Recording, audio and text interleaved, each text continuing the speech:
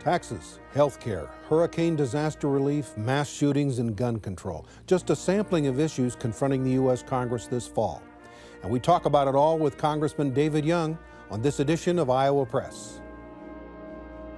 Funding for Iowa Press was provided by Friends, the Iowa Public Television Foundation, the Associated General Contractors of Iowa, the public's partner in building Iowa's highway, bridge, and municipal utility infrastructure.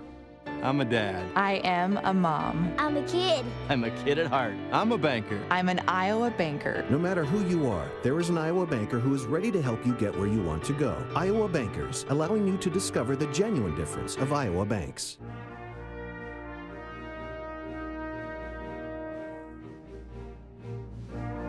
For decades, Iowa Press has brought you politicians and newsmakers from across Iowa and beyond.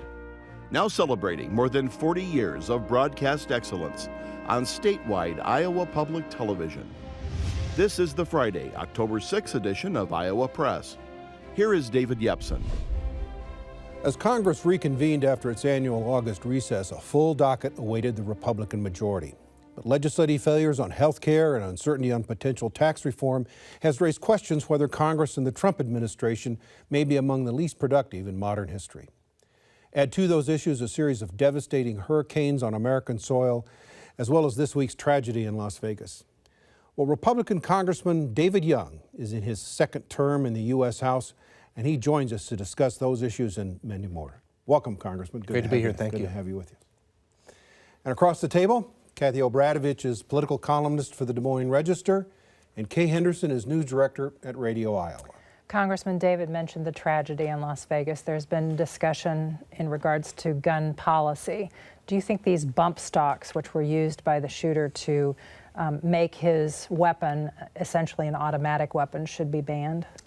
First of all, thank you for the opportunity to be here, and we recognize how horrific that act was and how horrendous of a morning we all woke up to. This was a pure act of evil.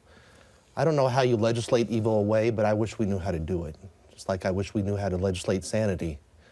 But these bump stocks, no one had heard of these. At least I hadn't, and many of my colleagues hadn't heard of what a bump stock was until earlier this week.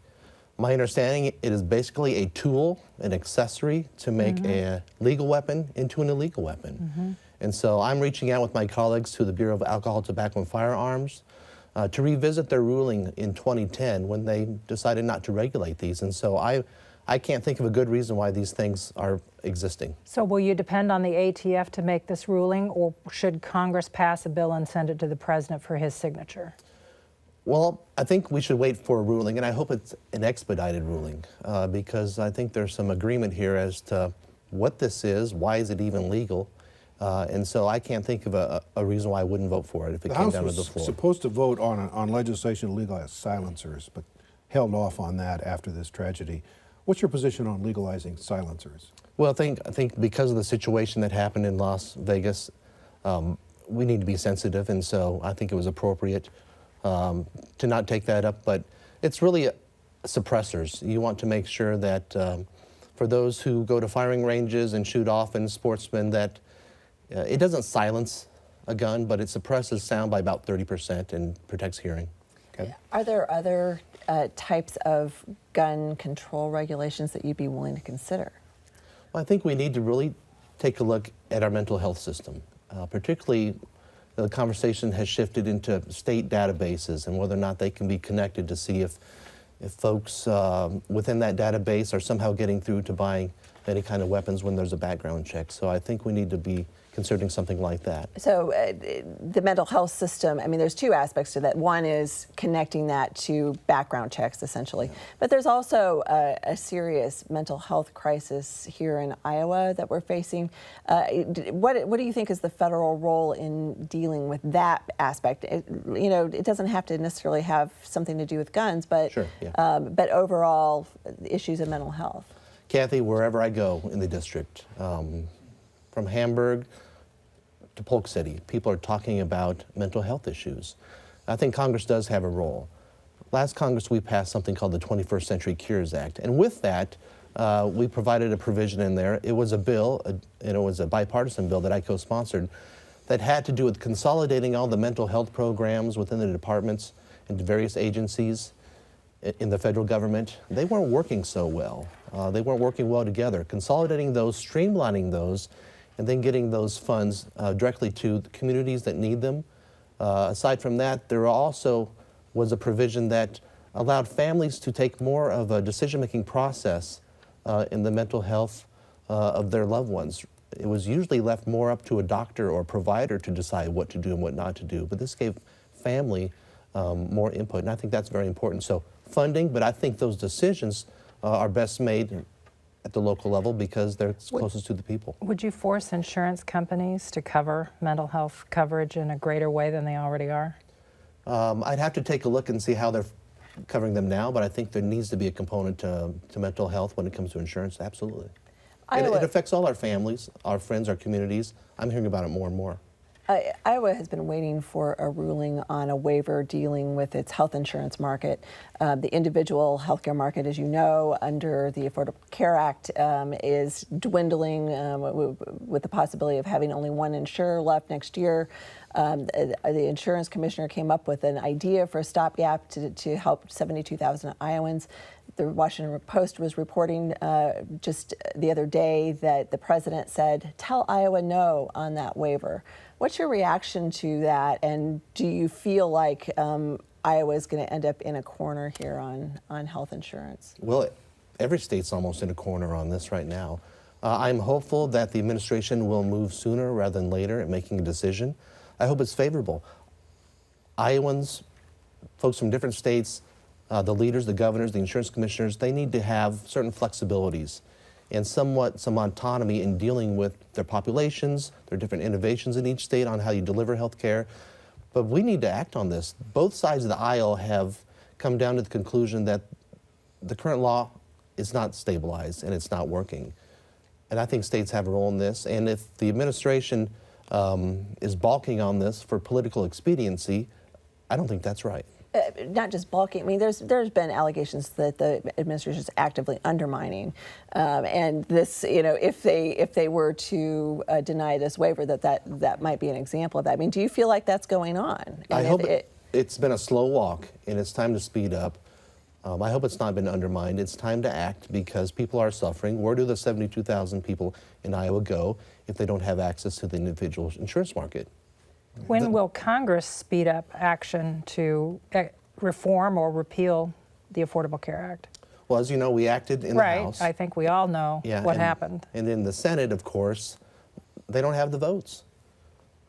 So they're pivoting to tax simplification, tax relief for Iowans and for Americans, maybe taking a time out over there in the Senate.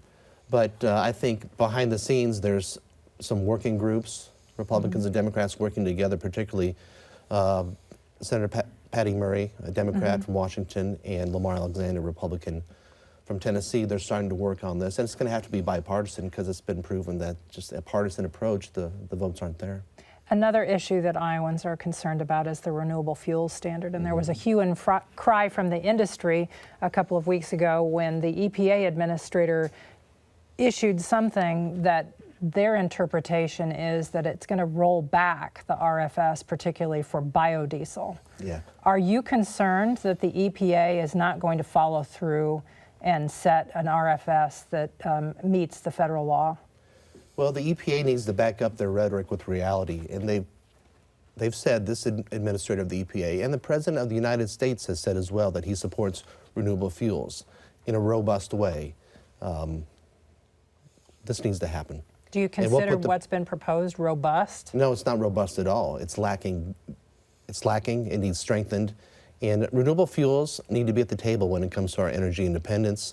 That portfolio needs to be diverse across the board: wind, solar, biofuels, ethanol, geothermal, name it. It needs to be there. Well, Congressman, is President Trump, let's lay it on the line, double-crossing Iowa here? I mean, he talked about in his campaign the renewable fuel standard. And yet federal agencies are slow-walking stuff. You've also got this healthcare thing that Kathie was talking about, that the president himself supposedly says, no, tell Iowa no. Now, at what point do Iowa voters say, were we misled by Donald Trump during his presidential campaign? I think the EPA administrator needs to be reminded of what the president said and needs to back that up.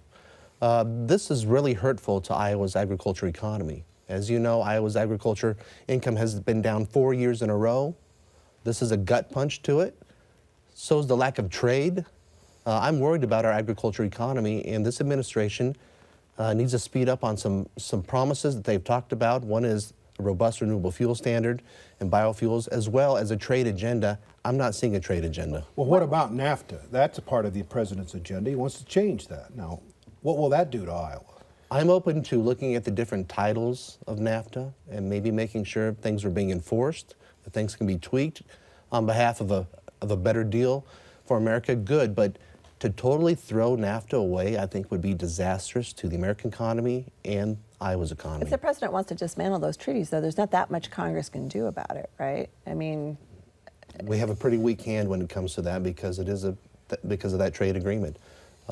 We had a weak hand as well when the president said that, you know, he doesn't like the Trans-Pacific Partnership, that 11-country Pacific Rim deal. Well, okay, but he says he likes bipartisan or bilateral agreements.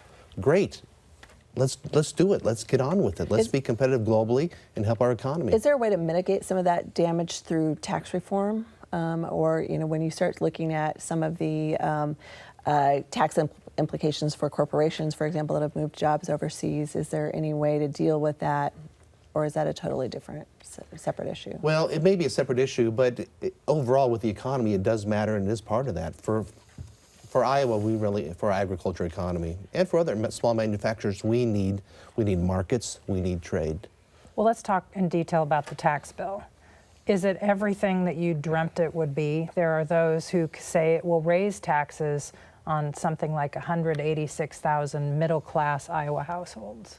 Well, a lot of people are saying a lot of things about it right now, but it's important to note that there's no legislative language, or actually, this is a blueprint, it's a framework. But I tell you this, everywhere I go in the 3rd District, people are talking about their taxes are too high. The middle class is getting socked right now. People are living pocketbook, paycheck to paycheck in their pocketbooks. They're rattling with change these days. And so it's very important that we get tax simplification done. It's tax relief. My priority is the middle class. It's the hardworking Iowans out there every day, some with 2 or 3 jobs out there. They are my priority. Repealing the estate tax? That's part of the framework. You support it? I do. What should the corporate tax rate be? Well, that's the great debate. So for the job creators, we have one of the highest corporate tax rates in the world. It needs to come down. We talk about jobs moving overseas. Corporations, they have shareholders, right? And they want to make sure their shareholders are satisfied. And then at the same time, they see a corporate tax code that is sending jobs overseas and companies domiciling elsewhere. We need to keep those companies here and creating great paying jobs for our middle class. You talk about the priority being the middle class, but with this tax plan, a lot of the analysis says that the wealthiest Americans are going to get a huge benefit out of this. I mean, is that really where you think Americans' priorities are? Well, my priority is with the middle class and those, climbing the economic ladder. There's been a lot of analysis, but I find it kind of interesting that they're analyzing something that doesn't even exist in legislative language yet. There's a lot of numbers and provisions that need to be plugged into this framework. What's different about this in healthcare, though, is we've got the House, the Senate, and the Oval Office of the President kind of on the same page with the framework in a better process. We didn't have that with healthcare, so I'm optimistic about it. How much of this tax plan do you think should be paid for with spending cuts, as opposed to just expecting growth to pay for it and avoid deficits over time? Well, we want to really simplify this, and so you're going to be getting rid of some tax provisions that will be saving. We have to be mindful of the price tag of this, but we also have to be mindful of the growth that we need. Can we take some short-term deficits for long-term gain and growth? I would like to see it deficit neutral, but I'm one of 435 people and 0 of 100 in the Senate. Congressman, we've got way too many questions and not enough time, so I want to move on. CHIP program, Children's Health Program. Yeah. How did that was supposed to be renewed, everybody was for it. How did that fall through the cracks? Yeah, so September 30th, the CHIP program expired in Congress. That's the Children's Health Insurance Program. Fortunately, there's funds in there right now to go to about March of 2018. But myself and other colleagues have been banging on leadership to bring a reauthorization to the floor. The Senate acted. As well, our community health centers, funding for those expired September 30th as well, and I introduced a bill, bipartisan, to extend that. And so there's a lot of work to do, but these are the priorities that we need to tackle first. We're talking about people and their health. And again, I don't know if I heard the answer to Dave's question. How does this kind of thing fall through the cracks? I mean, if it's that important to everybody. It's important to me, and so it didn't fall through the cracks with me, so that's why we were watching this coming along and said we need to introduce a bill and get on leadership to get this going. A lot of issues, not necessarily the way I prioritize them. One of the serious issues that faces the rest of the country, maybe more so in Iowa, but we're starting to see it also in Iowa, is the opioid crisis. There was just a new study out of Princeton that said this is actually starting to affect the workforce now. We hear a lot of discussion about it, not a lot of solutions or action. What do you recommend? Well, recommend we find out where the illegal opioids are coming from and we stop them. Go down to Bridgewater. Take Back Bridgewater is happening in the community down there. They're being overtaken by opioids, methamphetamines, and they're not going to take it.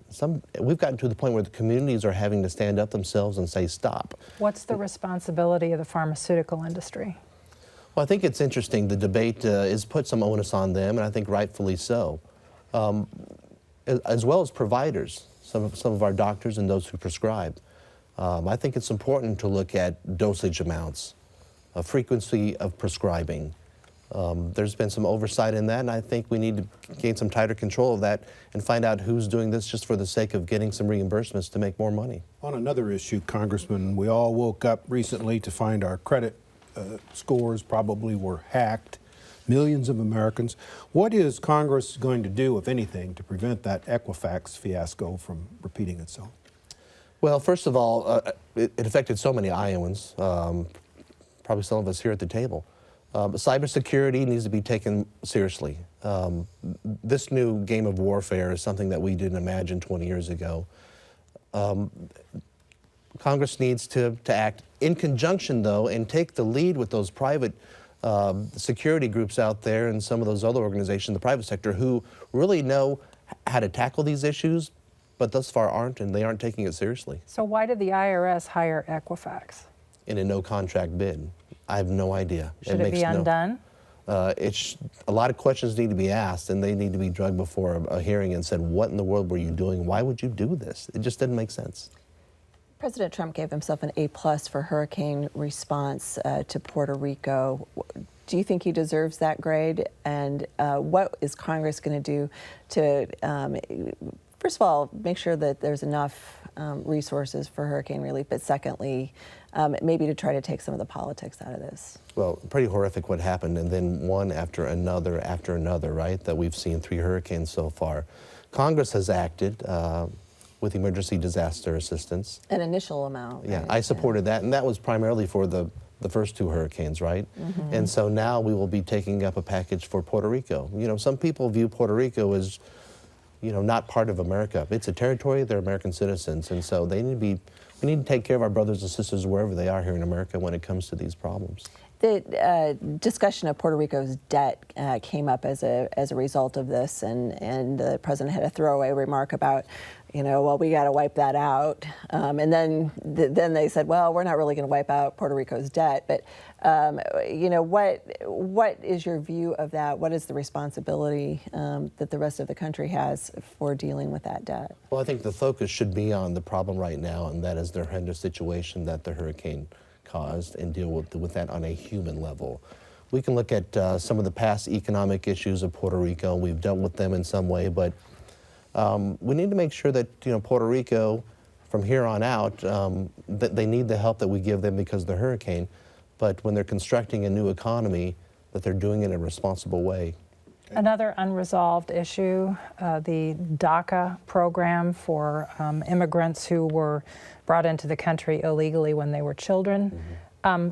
Would you vote for a package that provided funding for, quote unquote, the wall? Is that one of your must-do items? Well, first of all, we're a very compassionate nation, and I have met many of these dreamers. They're in our communities, right? And all they know is America, right? And so we will be dealing with this issue. The president has kind of kicked it to Congress, where it should be, because that's who should be deciding this issue by March. But hopefully we can get started sooner rather than later. But there's going to have to be, I think, some provisions on enforcement. I think the president and some other members are going to demand some action on the wall. It needs to be a smart wall, if you ask me, which means different areas, different sectors have different needs. In some areas, more Coast Guard, more fencing, more aerostats, unmanned aerial vehicles kind of looking down, bollards around the levee areas, and so different needs elsewhere. Because if you do just a mile of the wall, it's about, what do they say, $25 million per mile. It's about $500,000 if you want to do it in other ways that are just as effective. Do you see any hope for a larger discussion about comprehensive immigration reform, or are we really just talking about taking this really piecemeal? I think here in the beginning with the DACA fix, you're going to have some enforcement mechanisms on there to get people to vote for this. It's going to be a compromise piece. But no doubt that we need to look at many angles of our immigration laws, enforcement, looking at our current system, why it is the way it is, looking at employment issues, E-Verify, things like that. Speaking of employment issues, the Ferrara Candy Company in Creston closed. Are you confident that the federal government can help those displaced workers? And was that company targeted because it's a union shop? I've been to Ferrara, and I have toured that plant. And I've met with the workers, and they're good people. And right now they're in a desperate situation. I would put the call out to, Iowa economic development folks and the governor and anyone else to say, hey, there's a facility down there that needs to be filled. It's a great place for manufacturing, and it's got the great workers here in the southwest part of the state. I did reach out to the Department of Labor to see if there was any assistance that could be made, and so we're waiting to hear back. But some of those folks need to be retrained with new skills, and I hope there's some support for that. We're expected to hear just in the next few days from the president on pulling out of the Iran nuclear agreement and whether he will actually go forward with that. Do you think the U.S. should pull out of that agreement? And are you prepared to act with Congress then to increase sanctions? Well, as you know, I opposed the Iran agreement when it came down, the Joint Comprehensive Plan of Action. And I don't think that Iran has been fulfilling their obligations. Right now, the International Atomic Energy Administration has had some problems getting in to inspect to see whether or not they are complying, specifically around the nuclear capabilities angle. That's a big red flag for me if they're not letting us in to inspect. And so if he decertifies, what does that mean for Congress regarding further sanctions? That's going to be a big question that we may have. What do you think Congress should do? Wait for the president's decision and then go from there. Congressman, we've got just a couple minutes left. We always like to talk politics on this program. You, Dave? We talked historically, the party holding the White House loses seats in Congress. That's been true for many cycles. We just mentioned three things that are causing you concern as an Iowa Republican, as an Iowan, but as an Iowa Republican: healthcare, renewable fuels, standards, and trade. How big a hit do you think Republicans will take in Iowa during these midterm elections? I'm going to let that just take care of itself in campaigns and elections and just do what I can do. There's only so much you can control. I can be a great advocate for the district, be in every county every month, work in a bipartisan way, get laws passed. I've had 2 bills signed into law, and just be a happy warrior and go on with it. But I can't control what's the broader political climate out there. Do you see yourself as being vulnerable? Democrats say you're on the short list. Do you see yourself as vulnerable? Do you feel like you're vulnerable? I feel strong, and I'm running for re-election, and that's mostly because of the urging of folks in the 3rd District. Dysfunctional may be a generous way to refer to Congress. Why ever would you run to return to that environment? Because I love this district. These are incredible people I represent, and I want to be an advocate for them. Do you want Donald Trump to come in and campaign for you? I want what's best for the 3rd District. Is that best? Is that best? I don't know. Yeah. If the president called up and said, we want to come campaign for you, what do you say? Come on, or why don't you go someplace else? I'll get back to you. I'll get back to you. Thank you. So you do think that Trump could be a liability to Republicans? No, I'm not Seriously. saying that at all. You know, when it comes to his policies, I take a look at them and I look at the 3rd District. There's some things I agree with, some things I disagree with. And so, you know, the president is the president. He'll be responsible for himself, but he's not my boss. I don't answer to him. I don't answer to Paul Ryan or the House Majority Leader or Mitch McConnell in the Senate. I answer to the people of the 3rd District. We have to leave it there. Oh, Congressman, okay. thank you for being with us today. We appreciate it. My pleasure. And thanks to you for joining our latest edition of Iowa Press. We'll be back next week with another program, Friday night at 7:30 and Sunday at noon on our main IPTV channel, with a rebroadcast on our .3 World channel Saturday morning at 8:30. For all of us here at Iowa Public Television, I'm David Yepsen, and thanks for joining us today.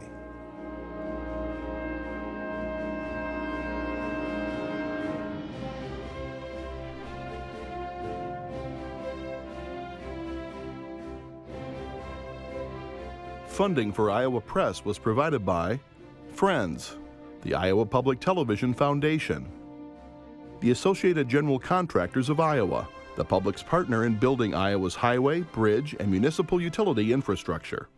I'm a dad. I am a mom. I'm a kid. I'm a kid at heart. I'm a banker. I'm an Iowa banker. No matter who you are, there is an Iowa banker who is ready to help you get where you want to go. Iowa Bankers, allowing you to discover the genuine difference of Iowa banks.